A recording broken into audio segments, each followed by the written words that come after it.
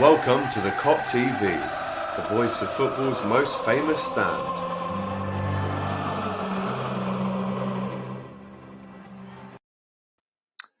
Yes, good morning, hello and welcome to the Kop TV, the voice of football's most famous stand, hosted by myself, AGT. I hope you're all doing well this morning, a lot better than after the game last night. Two bits of news to update you on. First and foremost, we'll speak about this first. Liverpool have drawn RB Leipzig in the round of 16 in the Champions League. This is what the full draw looks like. Liverpool away from home in the first leg, which means that as we like it, really, we take them back to Anfield in the second leg. Borussia Mönchengladbach City. Again, another easy draw for Man City here. Lazio Bayern Munich, that'll be a really good game, I think. Atletico Madrid Chelsea. RB Leipzig and Liverpool, Porto Juventus, Barca against PSG. Some game that's going to be. Sevilla against Borussia and Atalanta against Real Madrid. We will talk about the draw a lot more in detail, so do let us know what you feel about that draw in the comments. But first and foremost this morning, terrible news reached us that the 73-year-old former Liverpool, France and Aston Villa manager, Monsieur Gerard Houllier, has sadly passed away, which is horrible.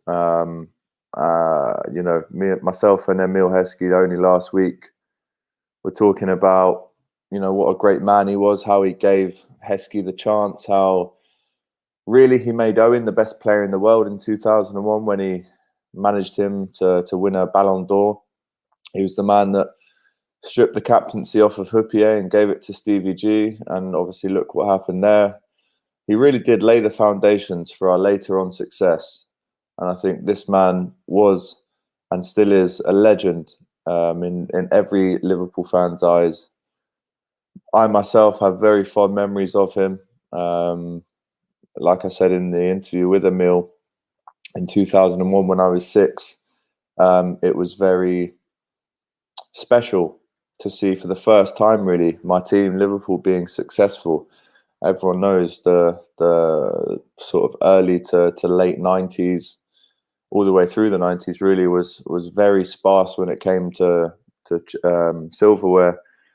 But then Gerard came in the summer of 1998, and in 2001. We had one of our most successful years ever, 5 trophies in a calendar year, the League Cup, the FA Cup, the UEFA Cup, the Super Cup, and then the Community Shield against Man United as well. For many, many players who played under Gerard Houllier, this was and still is the most successful period they've ever had as a player. And it's horrible to see. Emile Heskey, I've just texted him to say what sad news it was, saying that, listen, we were only talking about Gerard Houllier last week. Emile was telling us the story of that half-time against Leeds at Anfield where Gerard was taken away to A&E, and Emile recalls the story saying he came off at half-time to get some treatment on his leg. I think he was injured in the treatment room, looked across and Gerard was complaining of a poorly chest or something wasn't normal with his chest. And being himself, being the gentleman, being the generous, kind man that he was, he wanted Heskey to get patched up first. But Heskey said, no, Gerard, you need to go. You need to be looked after here. He was then taken to the hospital in Liverpool and was put in a coma for 3 days. Very difficult heart problems that he experienced. And then suddenly, a few months later, we played Roma in the Champions League, a game that Darren Whelan and I were talking about only last week. Darren was at that game. And that game, it was a surprise that Gerard would be returning to the stands alongside Phil Thompson at the time. And for a very important game, we had to beat Roma 2-0 or win by 2 clear goals. And we did. And we went through to the Champions League knockout stages for a first time under Gerard Houllier. And this was really the man who dragged Liverpool back into the 21st century with trophies, with standout players, with great tactics. I think towards the end of the 03-04 season, maybe he'd taken the team as far as he could possibly take them. And then obviously stepped away for Rafa Benitez to come in. But looking at these pictures here, it really does bring back some great memories. As you can see here, winning the Worthington Cup in 2003 against Man United. Loved playing against Man United, home or away. Gerard normally got the win for us. He was adored by Liverpool fans. Here he is winning the UEFA Cup in 2001 after an incredible game, 5-4 against Alaves in Dortmund. Again, a game. This is actually the game that sticks out in my memory the most when talking about Gerard Houllier.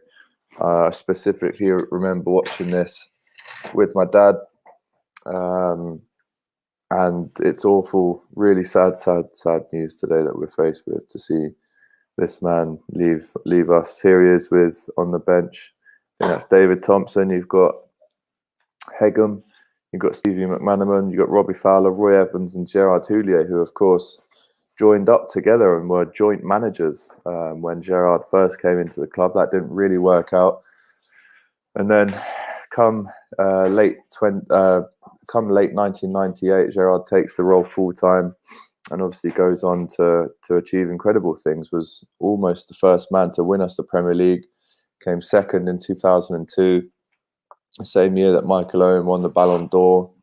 The season after that, Stevie G would take over the captaincy from Sami Hyypiä, and I actually remember a goal that Gerard scored in the UEFA Cup. I think it was Lumbagiana. I think we were playing those guys, the Romanian team, and Gerard scored at Anfield with his left foot. It was a screamer. It was the first game that he was captain, or the first goal that he'd scored as a Liverpool captain, and he ran over and gave Gerard Houllier a big hug.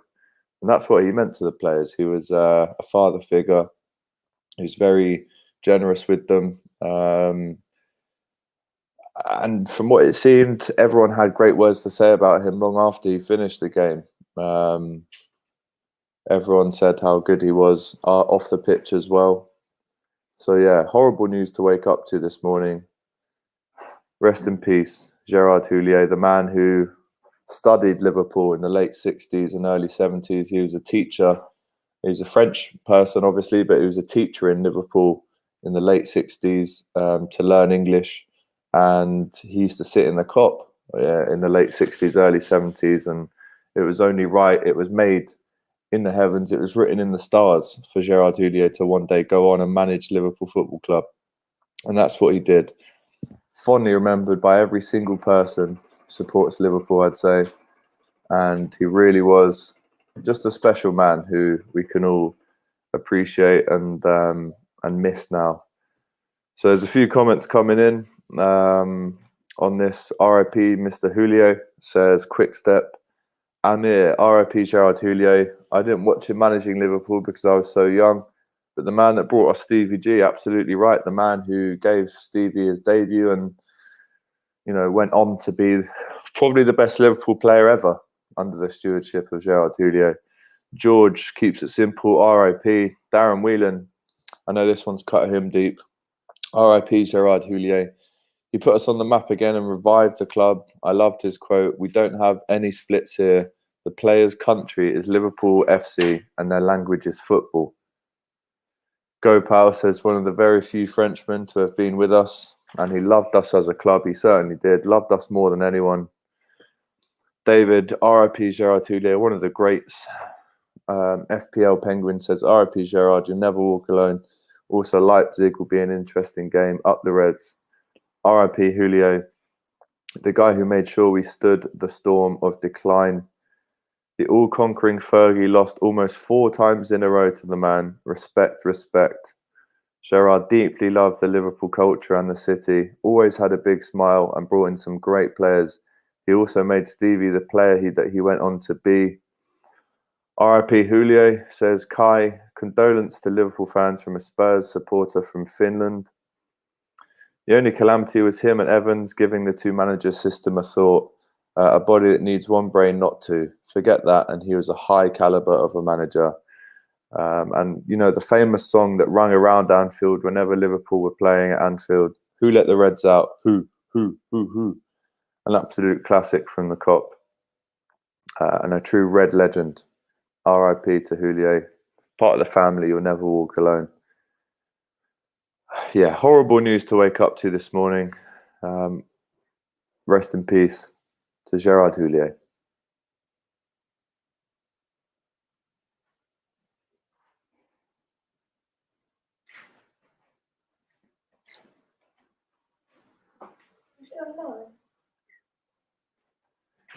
All right, let's talk some more about Liverpool versus Leipzig. Obviously, a team that has just beaten Manchester United in the Champions League. Definitely not one to be taken lightly. It's a team that, with sales that they've made in the last year or two, you'd think they'd be a lot weaker. But really and truly, if anything, they've actually gone on and stepped up another level.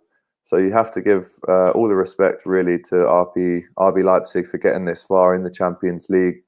I think last season they were so close. Obviously, they made it to the quarterfinal. They still had Werner in the team. He's obviously at Chelsea now, but it seems like the players that they do have are really committed to the cause. And obviously, you've just seen them beat Manchester United at home. We're away in the first leg, which really does mean that we played them at Anfield in the second leg, which is what I guess most Liverpool fans would want. I think if the pressure's on and they do well in the first leg, then listen, Anfield is no easy place to come to in the second leg. And I do think that they'll definitely be wary of making sure that they try and finish the job off in the first leg. But if we can go there and get a draw in the first leg and then take them back to Anfield and give them, everything that we've got, I'm pretty sure that we can make it into the next round. Let's look at the 16 again there. Borussia Mönchengladbach, the team that we beat in the 77 European Cup final, of course, against Man City. Some would say another easy draw for City in the Champions League and a cup draw in general. Lazio, Bayern Munich. For me, Lazio are actually full of ex-Liverpool players. You've got Pepe Reina there, Luis Alberto, Lucas Leiva, really having a great season. I think it's the first time they've made the round of 16 in the Champions League since 2001. And they're going to be playing against the current champions, Bayern Munich. Who knows if Lazio can cause an upset there? I'm putting Bayern Munich to just pit them, though. Atletico Madrid against Chelsea. Chelsea away in the first leg. Stamford Bridge in the second. That'll be a tough game, no doubt. Atletico Madrid playing quite well right now. Apart from that loss to Real Madrid, they haven't lost in some time. Leipzig versus Liverpool will be a very tough away tie, but I genuinely do believe that we will be way too strong for them at Anfield, hopefully. And by this time, let's not forget, in February, when this game is played, we should, and I say should because it's a very big if, but hopefully we'll have a lot more players back for that tie as well, and we can really give it our everything for this round of 16 tie. Porto against Juventus. We've played Porto so many times in the last 16 and in the last few years and given them a good slap in every time. So I'm fully expecting Juventus to go through there. Barcelona and PSG, I mean, one of these teams is going to go out at the last 16, and it's going to be a very interesting one to see who does. Will Barcelona continue with Lionel Messi and their manager if they lose this one?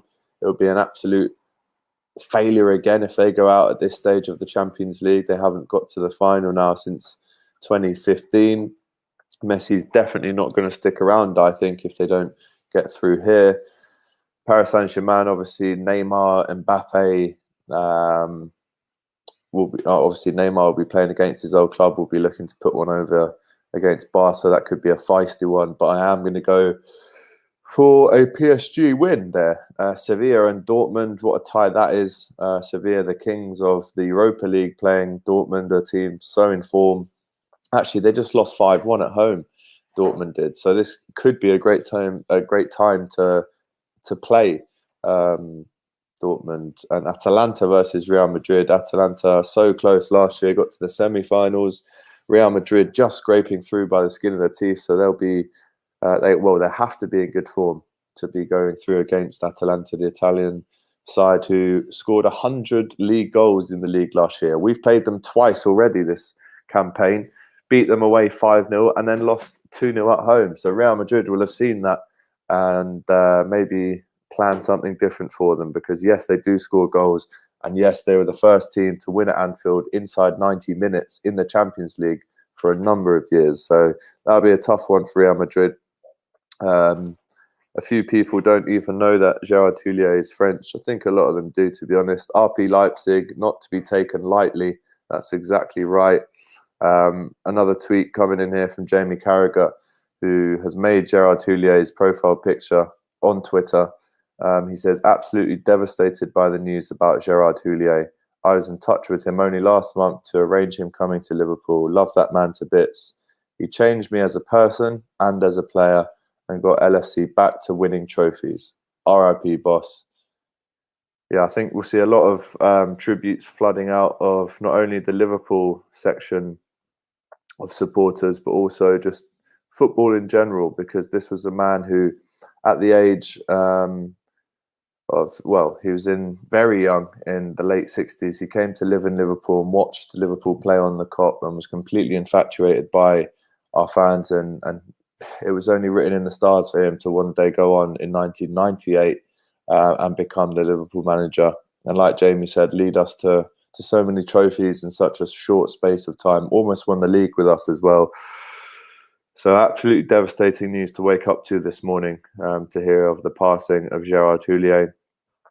Later on, we will have a match preview featuring some Spurs fans for the Spurs game that is at Anfield on Wednesday night.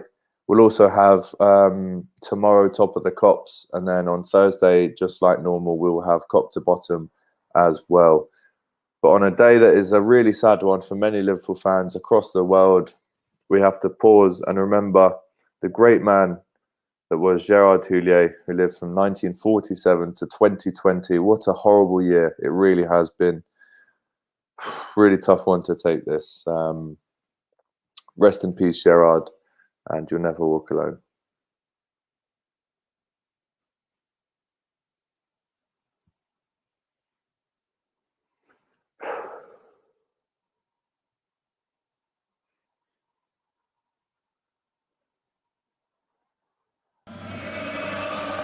Welcome to the Kop TV, the voice of football's most famous stand.